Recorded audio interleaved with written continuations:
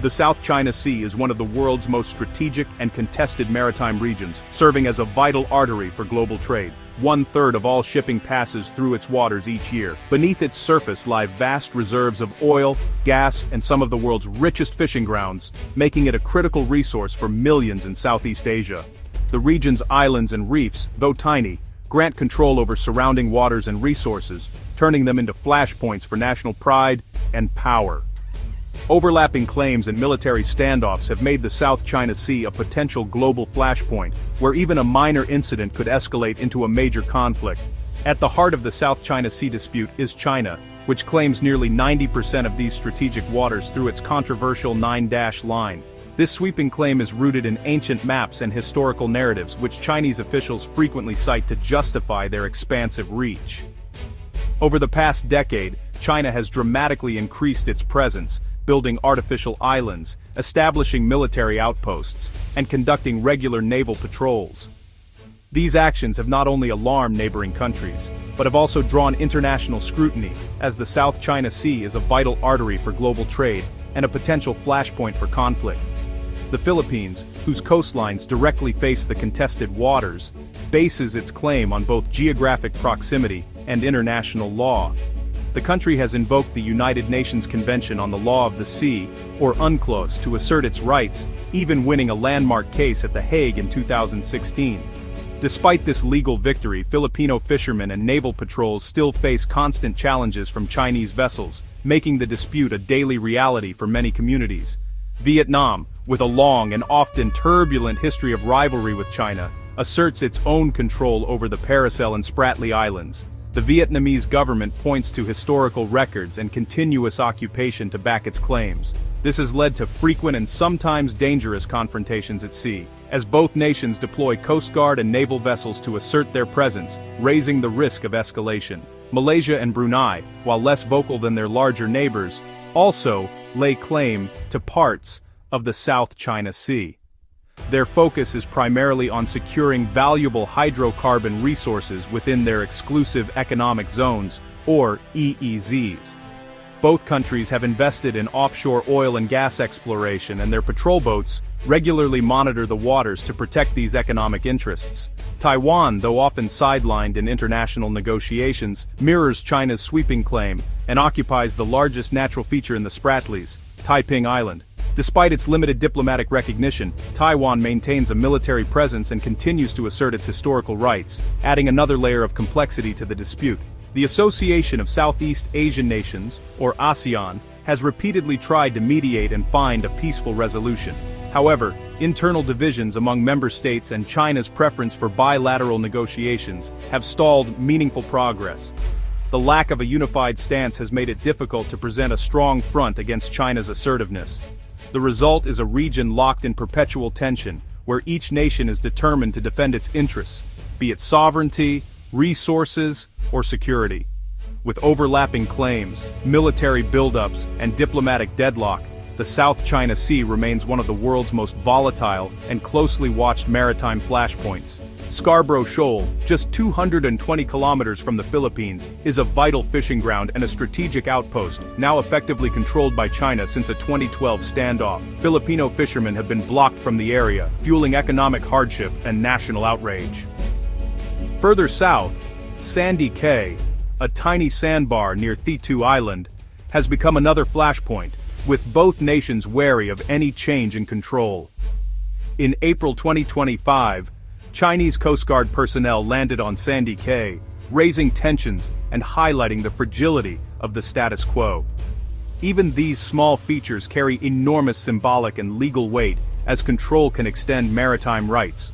For both countries, these disputes are about more than territory. They're about sovereignty and national identity. China's claim rests on ancient discovery and historical jurisdiction, arguing its rights predate modern treaties like UNCLOS. Beijing's narrative is reinforced through media and education, framing the sea as an inalienable part of China. The Philippines, meanwhile, grounds its claim in international law, pointing to Scarborough Shoal's location within its 200 nautical mile exclusive economic zone. Manila also cites historical maps and decades of jurisdiction, but emphasizes legal frameworks over ancient history. This clash, China's historical destiny versus the Philippines' legal rights, lies at the heart of the dispute. It's a standoff between two worldviews, one rooted in the past, the other in the rules of the present. In 2013, the Philippines made a bold move by bringing China before an international tribunal under the United Nations Convention on the Law of the Sea, or UNCLOS. The case directly challenged the legal foundation of China's sweeping 9-line claim, which covers nearly the entire South China Sea and overlaps with the exclusive economic zones of several Southeast Asian nations. After 3 years of hearings, the tribunal delivered its landmark ruling in July 2016. The judges found that China's historic rights claim had no legal basis under international law. The decision affirmed the Philippines' sovereign rights within its 200 nautical mile exclusive economic zone, or EEZ, and clarified that features like reefs and rocks in the South China Sea do not generate extensive maritime entitlements. The tribunal specifically addressed Scarborough Shoal, declaring it a traditional fishing ground open to fishermen from the Philippines, China, and other neighboring countries. It ruled that China's blockade of Filipino fishermen was unlawful, emphasizing the importance of shared access to these vital waters for local livelihoods. In Manila, the decision was met with jubilation. Filipino officials hailed the outcome as a major victory for international law and the rules-based order. The government called on China to respect the ruling and urged the international community to support the enforcement of the verdict. China, however, rejected the ruling outright, dismissing it as invalid and refusing to participate in the proceedings.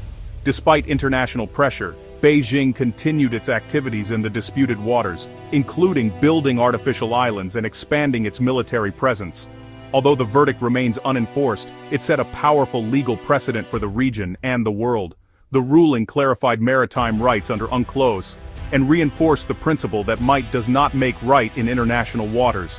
Today, the standoff between international law and power politics continues to shape the South China Sea. The 2016 ruling stands as a symbol of hope for smaller nations seeking justice, but the struggle for control and compliance remains unresolved, influencing the region's future. In April 2025, Google Maps began labeling the waters within the Philippines EZ as the West Philippine Sea, echoing Manila's official designation. This digital change was hailed in the Philippines as a symbolic victory and a form of international recognition. For years, Manila has pushed to popularize the term as a counter to China's South China Sea. China condemned the move, insisting on the international use of its preferred name and accusing Google of political manipulation. The battle over digital labels shows how control of language and maps can shape global perceptions. In the information age, the fight for territory extends to the digital world, where names carry real geopolitical weight. Over the past year, tensions in the South China Sea have reached new heights, with China maintaining a near-constant blockade of Scarborough Shoal. This strategic reef, long contested by both China and the Philippines, has become a flashpoint for regional rivalry. Chinese vessels now patrol the area day and night, asserting their presence and tightening their grip on the disputed waters. Chinese Coast Guard ships have repeatedly used aggressive tactics, including water cannons and dangerous maneuvers, to block or intercept Philippine supply boats and fishing vessels, raising the risk of direct confrontation at sea. In response, the Philippines has ramped up its military readiness, investing in new equipment, increasing patrols, and expanding its network of alliances to counter growing Chinese assertiveness. This year, Manila held its largest ever joint military exercises with the United States, sending a clear message of unity and resolve to defend its maritime claims. The Philippines has also broadened its diplomatic efforts, signing a new defense pact with Canada to further strengthen its security partnerships beyond the region. These moves are part of a wider strategy to build international support and deter further Chinese aggression, as Manila seeks to rally allies and partners to its cause. The United States, meanwhile, has reaffirmed its defense commitments to the Philippines, emphasizing that any attack on Philippine forces could trigger their mutual defense treaty. American warships now regularly conduct freedom of navigation operations, sailing through disputed waters to challenge China's sweeping maritime claims and demonstrate support for international law. Beijing, however, views these actions as deliberate provocations and interference in what it considers its own backyard, fueling nationalist sentiment at home. In response, China has launched its own large-scale military drills near disputed features, showcasing its naval power and signaling its determination to defend its territorial claims. Each side's actions seem to provoke the other, creating a dangerous cycle of escalation and military buildup in the region. The South China Sea is now crowded with warships, patrols, and surveillance, making the risk of accidental clashes ever more real.